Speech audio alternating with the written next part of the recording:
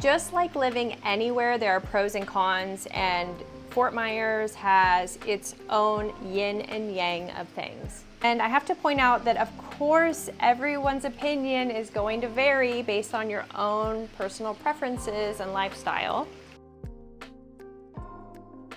I'm Stacy Glenn, and I talk about the Fort Myers lifestyle and the beauty of living in Southwest Florida. I'm a luxury real estate agent, and I also publish a lot of videos about my home tours, tips for buying and selling in Southwest Florida, and some local market insights. Please like and subscribe after you watch this video if you liked what you saw.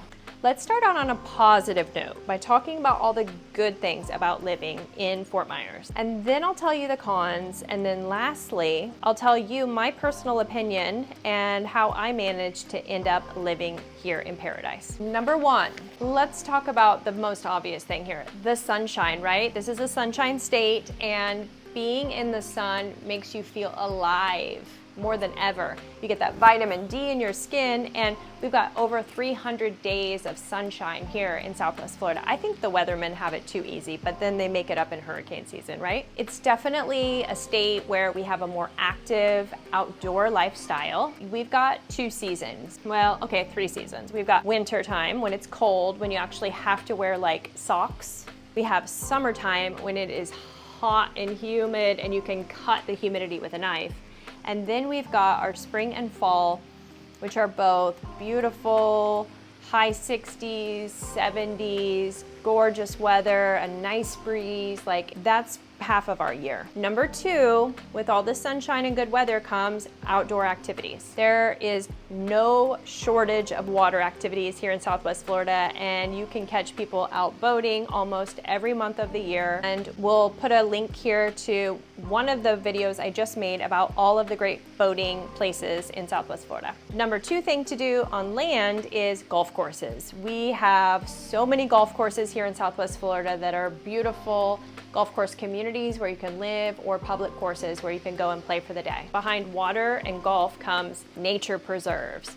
Beautiful nature preserves going through literal preserves that are state protected areas with all of our native vegetation and animals, but also the parkways and the walkways. I mean, having sidewalks and boardwalks, kayaking and cycling and all of these outdoor activities, this is just a part of the way of life in Florida. And we're not restricted to doing these outdoor activities just in one season of the year. I mean, being outdoors, this is a year-round activity for us. And that's why sports are so prevalent here. Number three, low taxes. Read my lips, people. Low taxes. Okay, Florida is a 0% income tax state. And so it's a great place to own a business, to live, to retire, because you can avoid your state tax. I mean, because of our real estate market here is so strong and so vibrant, and people really move more often than they do in other states, the state government makes their money from those closings and those transfer taxes. So we are given the luxury of having a 0% state income tax, and that can really help you to take your money another 10% further. Number four, location. Fort Myers is close to a lot of places that you might want to live because we're on the Gulf Coast. We are about 2/3 of the way down in the state, and so we're a 2-mile drive across Alligator Alley over to Miami and Boca and Palm Beach. You can go from there right down to Key West. We have a catamaran that will take you to Key West on boat every single day. You can either come back that day or the next day or whenever. We are only about 2 hours south of Tampa, about 3 hours from Orlando, depending on who's driving, right? You can see the NASA launches in the distance. We've got here in the area where we are, we have islands all over the barrier islands. We have Captiva, Sanibel, Marco. Go up to Sarasota and go to Siesta Key. You can go inland and go drive through the orange groves and go into the farming communities with just an hour or two drive inland. And we have an international airport, Southwest Florida, RSW International Airport, which has been completely redone since I moved here in 2005 and is getting ready to undergo its next round of renovations and expansions. You can get direct flights into RSW from so many places.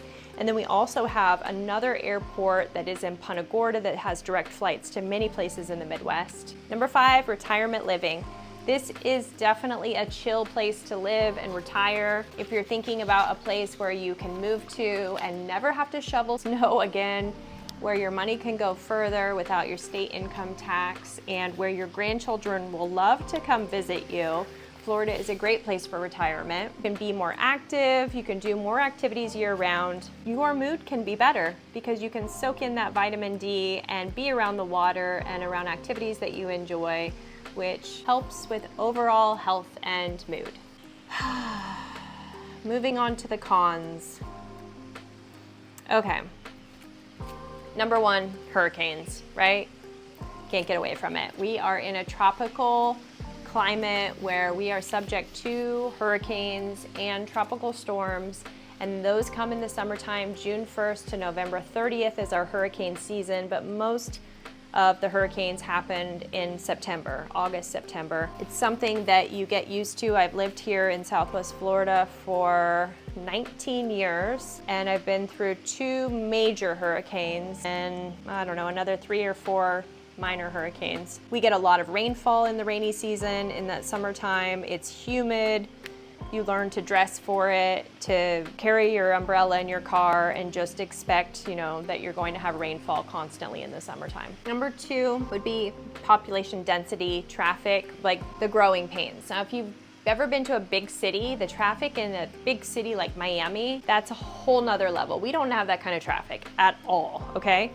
The kind of traffic that we have is more like with growing pains. Before they change the infrastructure and put in those overpasses, we'll have where you have to sit at a red light maybe 3 times because the Lincoln Town car with the blue hairs in front of you wasn't, didn't know where they were going, or sadly that teenager was texting on their phone and didn't pay attention to the light.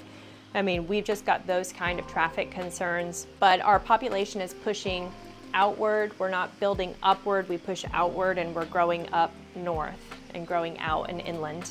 I would also say that maybe a con for some people, but I don't really think about it, is that most of the area is car dependent. And that's probably because we're really a bit more tailored toward an older demographic anyway, but we don't really have a lot of areas where we have a high walkability score like you would have in cities. You can just live there and walk everywhere that you want to go or take public transportation. Most people have cars, and our infrastructure is designed for commuting in your own personal vehicle for the most part. And the number 4 con would be affordability. Because Florida is such a popular area, especially since COVID, pandemic, 2020 craziness, and so many people have moved to Florida, and because of inflation, which has been running rampant in the United States in general, affordability is a concern. And I think that the numbers that you'll see online for median household income and all of that, they're not accurate, because a lot of the people who live here don't claim Florida as their primary residency, right? And they're bringing a lot of money into the economy. There are also people who are retired, so I don't think that they get counted properly. The people who are living here full-time and working, a large percentage of those are in the hospitality industry, and they're tip-based. So I think that the numbers for median household income are skewed a little bit for that, but it is, just like in many other places in the country, affordability has become an issue, and it's another one of those growing pains that we have. But I think it's better to point out that for anyone who is working remotely and they want an affordable place to live and do their job, like, there is no beating Southwest Florida for that. It is paradise. And so many of my clients have moved here in order to have that remote working position. Definitely the pros outweigh the cons. That's why I've kicked off my retirement super early in my 20s and decided to go ahead and move straight to Florida. I don't know where I'll go from here. Costa Rica, I'm not sure. but I love living in Southwest Florida, and I love helping my clients learn more about it and finding their perfect little spot where they love as well. So I hope you liked this video, and if you did, please like and subscribe for more content like this. If there's anything else that you'd like to see a video about or any questions that you have, ask me in the comments and I will respond to you. See you on my other videos. Bye.